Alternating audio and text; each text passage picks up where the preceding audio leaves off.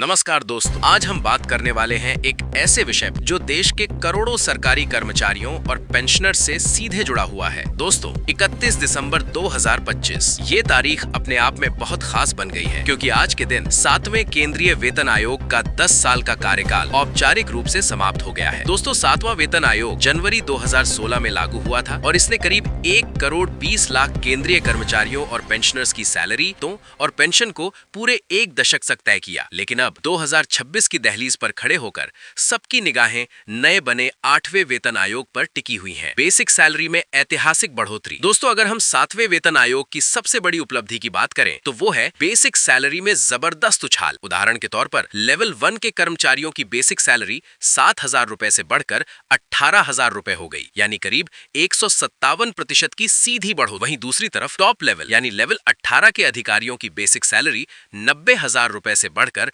2.5 लाख रुपए प्रति माह तक पहुंच गई। डीए का पूरा सफर। दोस्तों, जब 7वां वेतन आयोग लागू हुआ था तब डीए यानी महंगाई भत्ता को शून्य कर दिया गया था, लेकिन पिछले 10 वर्षों में डीए लगातार बढ़ता रहा और अब ये 58% तक पहुंच चुका है। ध्यान देने वाली बात यह है कि 58% डीए 7वें वेतन आयोग के तहत अंतिम डीए माना जा रहा है। 2.57 फिटमेंट फैक्टर असली गेम चेंजर। दोस्तों, 7वें वेतन आयोग का सबसे ज्यादा चर्चित शब्द रहा 2.57 का फिटमेंट फैक्टर। सरल शब्दों में समझें तो पुरानी बेसिक सैलरी को 2.57 से गुणा करके नई बेसिक सैलरी तय की गई। इसी फॉर्मूले से पूरी पे मैट्रिक्स बनाई गई। इसका सबसे बड़ा फायदा निचले और मध्य स्तर के कर्मचारियों और पेंशनर्स को मिला। भत्तों में बदलाव और पुनर्गठन। दोस्तों, इस वेतन आयोग में सिर्फ सैलरी ही नहीं बदली, एचआरए, ट्रांसपोर्ट अलाउंस और अन्य भत्तों की भी पूरी समीक्षा हुई। कुछ भत्ते मर्ज किए गए, कुछ में संशोधन हुआ और कुछ भत्तों पर सीमा लगाई गई। इसी वजह से अलग-अलग शहरों और पोस्टिंग के हिसाब से कर्मचारियों की टेक होम सैलरी अलग-अलग रही। ग्रेचुइटी की टैक्स फ्री सीमा में राहत। दोस्तों, जब डीए 50% के पार चला गया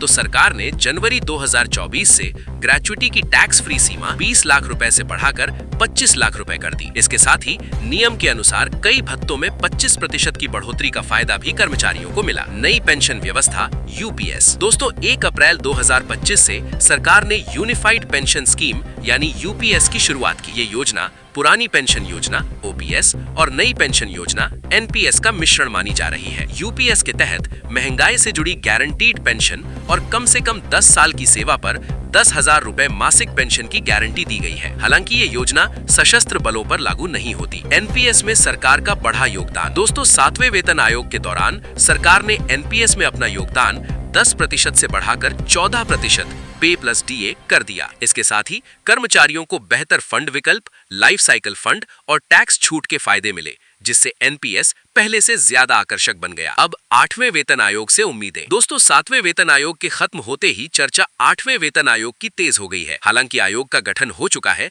लेकिन तुरंत सैलरी बढ़ने की उम्मीद नहीं है। आमतौर पर किसी वेतन आयोग की सिफारिशें लागू होने में 18 से 24 महीने का समय लगता है, लेकिन राहत की बात यह है कि कई बार बढ़ा हुआ वेतन और पेंशन पिछली तारीख से एरियर के साथ दी जाती है। निष्कर्ष। दोस्तों, इसमें कोई शक नहीं कि 7वां वेतन आयोग कर्मचारियों और पेंशनर्स के लिए ऐतिहासिक रहा और अब देश भर के कर्मचारी 8वें वेतन आयोग से और बेहतर बदलावों की उम्मीद लगाए बैठे हैं। अगर आपको ये जानकारी उपयोगी लगी हो तो वीडियो को लाइक कीजिए, शेयर कीजिए और ऐसी ही भरोसेमंद अपडेट्स के लिए चैनल को सब्सक्राइब करना ना भूलिए।